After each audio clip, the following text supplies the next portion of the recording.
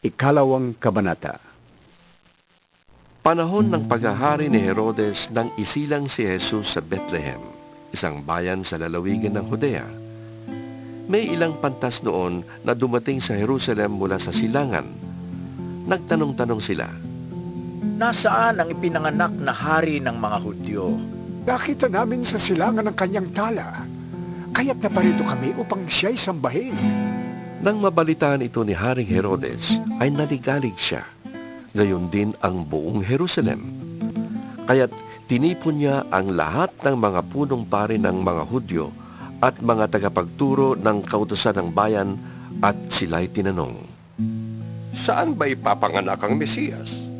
Sa Bethlehem na nasa Judea po, tugon nila, sapagkat ganito po ang isinulat ng propeta.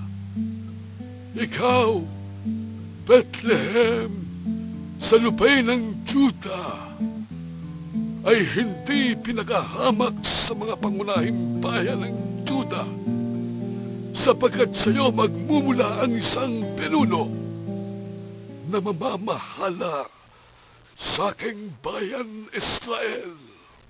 palihim na ipinatawag ni Herodes ang mga pantas at inusisa kung kailan lumitaw ang tala. Pagkatapos, sila ay pinapunta niya sa Bethlehem na ganito ang bilin. Hanapin ninyong mabuti ang sanggol. Kapag nakita niyo siya, ipagbigay alam ninyo sa akin, upang ako malay makasamba rin sa kanya.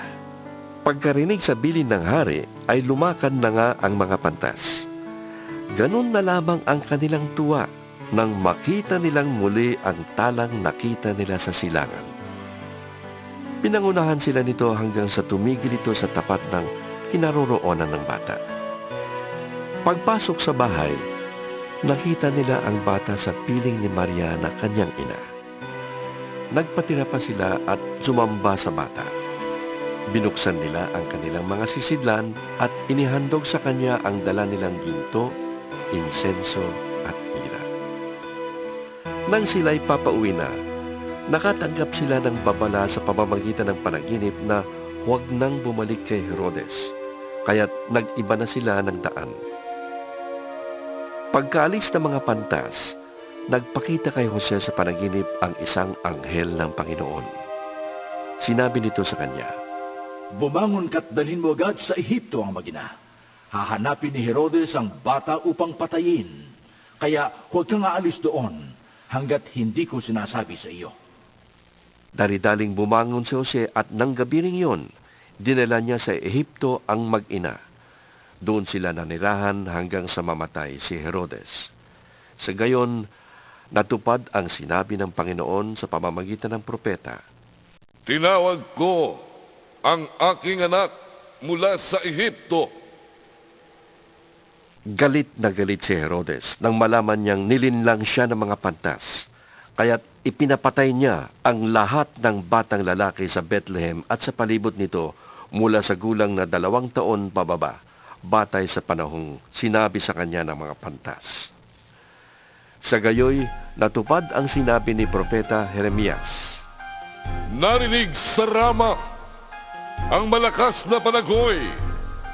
Tinatangisan ni Raquel ang kanyang mga anak.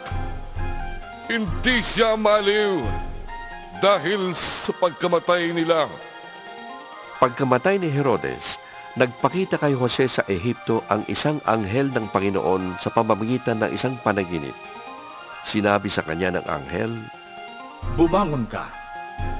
Iuwi mo na sa Israel ang mag-ina, sapagkat patay na ang mga nagtatangka sa buhay ng bata. Kaya't bumangon si Jose at iniuwi sa Israel ang mag-ina. Ngunit nang mabalitaan niyang naghahari sa Judea si Arkelao na anak ni Herodes, natakot siyang pumunta roon. At dahil sinabihan siya sa panaginip, sa Galilea sila tumuloy at doon nanirahan sa bayan ng Nazaret. Sa gayon, natupad ang sinabi ng mga propeta tungkol sa Mesiyas. Siya'y tatawaging Nazareno.